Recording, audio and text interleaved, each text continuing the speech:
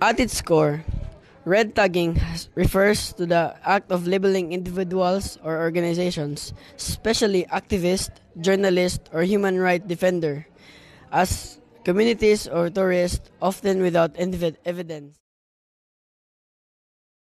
Red tagging has become a weapon used to suppress political opposition and silence disagreeing voices. This tactic not only selfish free speech and political expressions, but also exposes those targeted to harassment, violence, and even extrajudicial killings.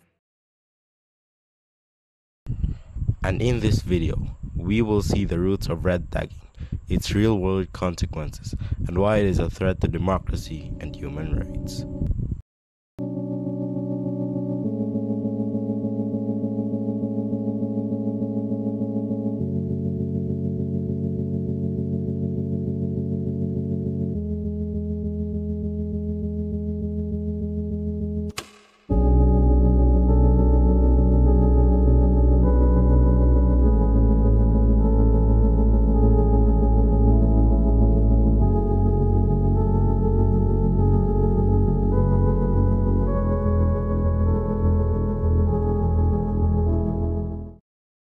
Activists, critics, and human rights defenders sometimes red tag to silence opposition, discredit their work, or discourage people from joining them, whether it is for political issue or to change the views of the people.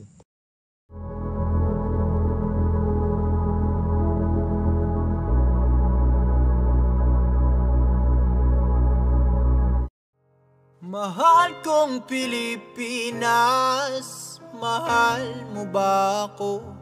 Malapit nang mabutas ang tsinelas, pero mahirap pa rin tayo. Walang makain, walang tirahan, ang hirap pumanap ng pagkakitaan.